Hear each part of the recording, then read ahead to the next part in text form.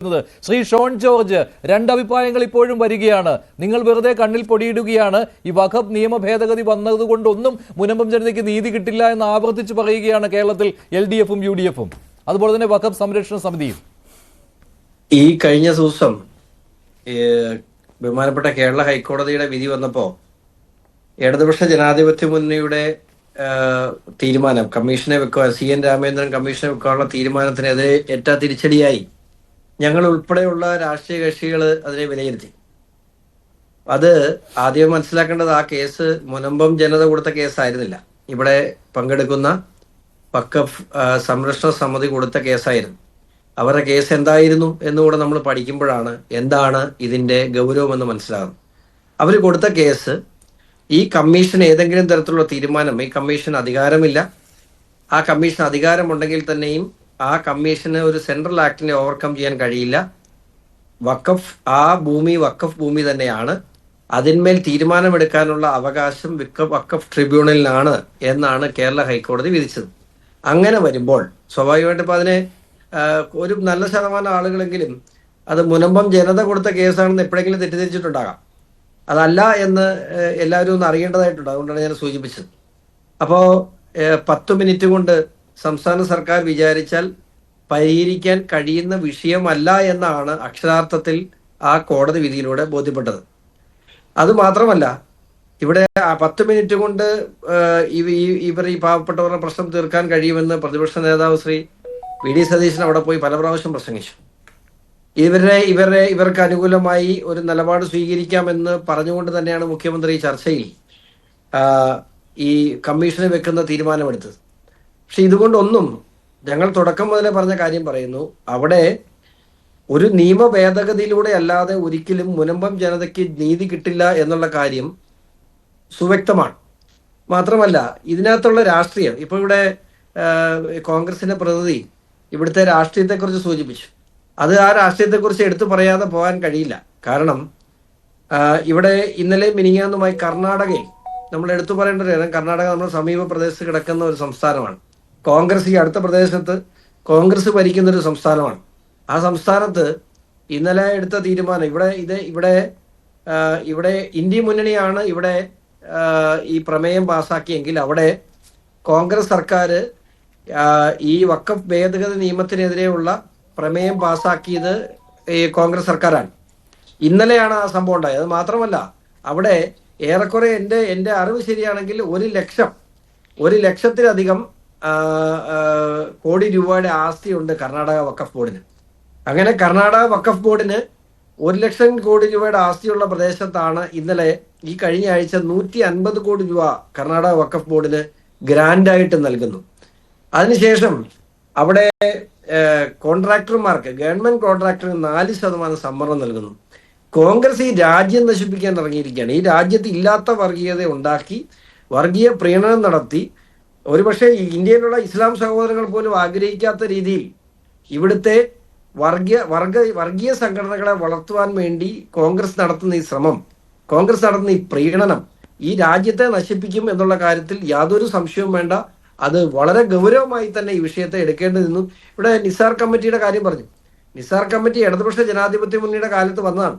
ആ നിസാർ കമ്മിറ്റി റിപ്പോർട്ടിനെ തള്ളാനും കൊള്ളാനും കഴിയുമായിരുന്നു. അതിനുശേഷം 2011 ഉമ്മൻചാണ്ടി സർക്കാർ ഇവിടെ ഭരിച്ചു 5 വർഷക്കാലം. ആ നിസാർ കമ്മിറ്റിയിന്മേൽ VS അച്യുതാനന്ദൻ ഗവൺമെന്റ് എടുത്ത ഏതു തീരുമാനത്തെയും മാറ്റാനും അത് തിരുത്തുവാനുമുള്ള അവകാശം ഉണ്ടായിരുന്നൊരു കാലത്ത് നിങ്ങൾ അതിനെക്കുറിച്ച് മിണ്ടിയില്ല. ഇവിടെ അത് കഴിഞ്ഞ് പറഞ്ഞ് കാസ സൂക്ഷിപ്പിച്ചു. ഈ കാസ രാഷ്ട്രീയ പാർട്ടിയാവുന്ന ആരാ നിങ്ങളോട് പറഞ്ഞത്? ഞാൻ അതിന്റെ എല്ലാ ഭാരവാഹികളെയും എനിക്ക് നന്നായിട്ട് അറിയാവുന്നവരാണ്. ഞാൻ ചോദിച്ചു, ഇത്തരത്തിലുള്ള വാർത്ത വന്നപ്പോൾ നിങ്ങൾ രാഷ്ട്രീയ പാർട്ടിയാവും? ഒരിക്കലും. അവര് വളരെ ആണയിട്ടുകൊണ്ട് അവർ പറഞ്ഞൊരു കാര്യമുണ്ട്, ഞങ്ങൾ ഒരിക്കലും രാഷ്ട്രീയപരമായി നിൽക്കുന്ന ഒരു സംഘടനയല്ല, ഇത് ഒരു സമുദായ സംഘടനയാണ്, ആ സമുദായത്തിന്റെ നന്മയ്ക്ക് വേണ്ടി നിൽക്കുന്ന സംഘടന എന്നതിനപ്പുറത്തേക്ക് ഒരിക്കലും രാഷ്ട്രീയ പാർട്ടി ആകില്ല. അപ്പോൾ കോൺഗ്രസിന്റെ ലക്ഷ്യം എന്താണ്? കാസ ഇവിടെ ഉന്നയിക്കുന്ന സമുദായത്തിന്റെ വിഷയങ്ങൾ, അല്ലെങ്കിൽ ഇപ്പോ AKCC ഉൾപ്പെടെ ഇവിടെ ഉന്നയിക്കുന്ന സമുദായ വിഷയങ്ങൾ, സമുദായത്തിന്റെ പ്രശ്നങ്ങൾ ആരും സംസാരിച്ചാലും ഇവിടെ ഇതര സമുദായങ്ങൾക്കൊക്കെ അവരവരുടെ സമുദായങ്ങളെ കുറിച്ച് പറയാം. പാണക്കാട് തങ്ങൾ പറഞ്ഞാൽ കുഴപ്പമില്ല, മറ്റാരെങ്കിലും പറഞ്ഞാൽ കുഴപ്പമില്ല. പക്ഷേ ഇവിടെ ഏതെങ്കിലും AKCC ഉൾപ്പെടെ കാസ ഉൾപ്പെടെയുള്ള സമുദായ സംഘടനകൾ തങ്ങളുടെ സമുദായത്തെക്കുറിച്ച് പറഞ്ഞാൽ അത് ഉടനെ വലിയ പ്രശ്നമാണ് കോൺഗ്രസിന്. അതെന്താ കോൺഗ്രസിന് എന്താണ് ഇത്ര അസ്വസ്ഥത? എല്ലാവർക്കും, അത് SNDP ആണെങ്കിലും NSS ആണെങ്കിലും മുസ്ലിം സമുദായത്തിനാണെങ്കിലും ക്രൈസ്തവ സമുദായത്തിനാണെങ്കിലും ഒക്കെ അവരവരുടെ സമുദായത്തെക്കുറിച്ച് പറയാൻ അവകാശമുണ്ട്. ആ അവകാശം ഭരണഘടന വാഗ്ദാനം ചെയ്യുന്നുണ്ട്. പക്ഷേ ഇവിടെ മുനമ്പത്തെക്കുറിച്ച് മിണ്ടാൻ പാടില്ല. ഇവിടെ ദീപിക ഇന്നലെ ലേഖനം എഴുതി. കോൺഗ്രസ് വലിയ അസ്വസ്ഥതയായിരുന്നു. ദീപിക ലേഖനത്തിൽ എന്താ പറഞ്ഞിട്ടുള്ളത്? ഇവിടെ ഭരണഘടനയ്ക്ക് മുകളിൽ ഒരു മത നിയമം വേണ്ടെന്നാണ് പറഞ്ഞിട്ടുള്ളത്. ആ മതത്തെ അല്ല അപമാനിച്ചത്, ഭരണഘടനയെ പോലും വെല്ലുവിളിക്കുന്ന ഇന്ത്യ മഹാരാജ്യത്തുള്ള സിവിൽ നിയമങ്ങളെയും ഭരണഘടനാ പ്രകാരം അനുശാസിക്കുന്ന വ്യക്തി അവകാശങ്ങളെയും ഖനിക്കുന്ന നിയമങ്ങളെ അവര് കൃത്യമായി ദീപിക ഇന്ന് ചൂണ്ടിക്കാണിച്ചു. അത് എന്തുകൊണ്ടാണ് ശ്രീ റോണിക്ക് ഇത് കോൺഗ്രസിന് മനസ്സിലാകാതെ പോകുന്നത്? എന്തുകൊണ്ടാണ്? ഇത് കത്തോലിക്ക സഭയുടെ ഒരു നിലപാട് കൂടിയാണല്ലോ.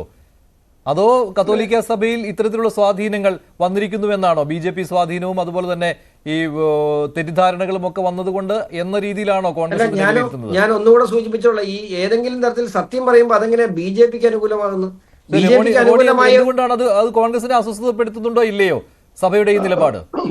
ഒരിക്കലും ഇല്ല. കാരണം ബഹുമാനപ്പെട്ട കത്തോലിക്ക സഭയുടെ ഔദ്യോഗിക ഫോറമായിട്ടുള്ള AKCC ആണ് ഞങ്ങൾ കത്തോലിക്ക സഭയുടെ ഔദ്യോഗിക ഫോറമായിട്ട് അംഗീകരിക്കുന്നത്, അല്ലാതെ കാസയല്ല.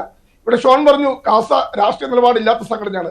അങ്ങനെയെങ്കിൽ പിന്നെ പാലക്കാട് ഉപതെരഞ്ഞെടുപ്പിന് എന്തിനാണ് കാസ BJPയുടെ സ്ഥാനാർത്ഥിക്ക് വേണ്ടിയിട്ട് പരസ്യമായി വീട് കയറി വോട്ടുകൾ ചോദിച്ചത്? അവരുടെ പാമ്പലറ്റുമായി, അവരുടെ ഈ പറയുന്ന പ്രകടന പത്രികയുമായി, നോട്ടീസുമായി പരസ്യമായിട്ടാണ് അവിടെ BJPക്ക് വേണ്ടി കാസ വോട്ട് ചോദിച്ചത്.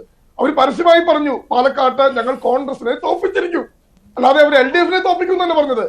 അവര് ഇവിടെ കേരളം ഭരിക്കുന്ന പിണറായി വിജയൻ സർക്കാരിനെ തോൽപ്പിക്കും എന്നല്ല പറഞ്ഞത്, കോൺഗ്രസിനെ തോൽപ്പിക്കും.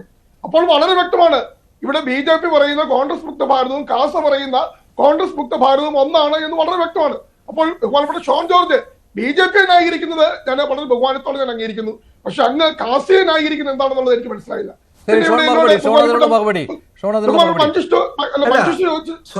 സ്വാഭാവികമായും ഈ രാജ്യത്തെ സ്നേഹിക്കുന്ന ദേശീയ കാഴ്ചപ്പാടുള്ള രാഷ്ട്രീയ ഒരു സംഘടന തന്നെയാണ് കാസ എന്നുള്ള കാര്യത്തിൽ സംശയമില്ല. കാസ അതാത് സമയങ്ങളിൽ അവരുടെ രാഷ്ട്രീയ നിലപാട്, ഞാൻ എന്താണ് പറഞ്ഞത്, കാസ ഒരു രാഷ്ട്രീയ പാർട്ടി ആവില്ല, കാസയ്ക്ക് രാഷ്ട്രീയപരമായി നിൽക്കാൻ കഴിയില്ല. ഞാനൊരു കാര്യം ചോദിച്ചോട്ടെ, നിഷ്പക്ഷമായിട്ട് റോഡി നിഷ്പക്ഷമായി പറയണം. ഇപ്പോഴത്തെ രാഷ്ട്രീയ സാഹചര്യത്തിൽ ഇവിടെ ഒരു ക്രൈസ്തവ സമുദായത്തെ പ്രതികരിക്കുന്ന ഒരു പറ്റം ജനത കഴിഞ്ഞ 150 വർഷമായി ദിവസമായി സമരരംഗത്തിരിക്കുന്നു. ഇവിടെ ഇടതുപക്ഷവും വലതുപക്ഷവും ഏത് വിധേനയും വോട്ട് മേടിക്കുക എന്നുള്ള ലക്ഷ്യത്തോടു കൂടി നിങ്ങൾ ഒരു മതവിഭാഗത്തെ മാത്രം പ്രീണിപ്പിച്ചുകൊണ്ട് മുമ്പോട്ട് പോകുമ്പോൾ സമുദായത്തെ സ്നേഹിക്കുന്ന ഒരു സംഘടന എന്ന നിലയിൽ കാസ BJPയെ പിന്തുണച്ചാൽ, എന്തിന് AKCC BJPയെ പിന്തുണച്ചാൽ, എന്തിന് സഭ തന്നെ BJPയെ പിന്തുണച്ചാൽ എങ്ങനെ കുറ്റം പറയാൻ കഴിയും? രാഷ്ട്രീയ നിലപാട് കോൺഗ്രസ് കാണിച്ചുകൊണ്ടിരിക്കുന്ന വഞ്ചനാപരമായ നിലപാടിനെതിരെ അതിന് കോൺഗ്രസിനെ എതിർത്ത് നിൽക്കുന്ന BJP അവർ പിന്തുണച്ചാൽ, അവർ രാഷ്ട്രീയ പാർട്ടി ആകില്ല ഞാൻ പറഞ്ഞുള്ളൂ, അവർ BJPയെ പിന്തുണച്ചിട്ടില്ലെന്ന് ഞാൻ പറഞ്ഞോ? BJPയെ പിന്തുണച്ചാൽ അത് സമുദായത്തിന്റെ നന്മയ്ക്ക് വേണ്ടി, ഇന്ന് സമുദായത്തിന് മെച്ചമുണ്ടാകുന്ന എവിടുന്നാണ് എങ്ങനെയാണ് എന്ന് നോക്കുമ്പോൾ ഇന്ന് സമുദായത്തെ സംബന്ധിച്ചിടത്തോളം മെച്ചമായി നിൽക്കുന്നത് BJP ആണെന്നുള്ള ബോധ്യത്തിന്റെ അടിസ്ഥാനത്തിൽ അവർ BJPക്ക് പിന്തുണ അത് വേണ്ടെന്ന് പറയണോ BJP? ശരി, AKCC എന്ന് പറയുന്നത് കത്തോലിക്ക കോൺഗ്രസിന്റെ കാര്യമാണല്ലോ അല്ലെ? കത്തോലിക്ക കോൺഗ്രസിന്റെ പ്രതിനിധി ഇവിടെ ഇരിപ്പുണ്ട്. അപ്പോൾ റോണിക്കുള്ള മറുപടി അവിടെ നിന്ന് തന്നെ ഉണ്ടാകും. ശ്രീ ജോസ് കുട്ടി ഒഴികയിൽ കത്തോലിക്ക കോൺഗ്രസിന്റെ നിലപാടിനെയാണ് ഞങ്ങൾ അംഗീകരിക്കുന്നത് എന്ന് റോണി ഇവിടെ പറയുകയുണ്ടായി.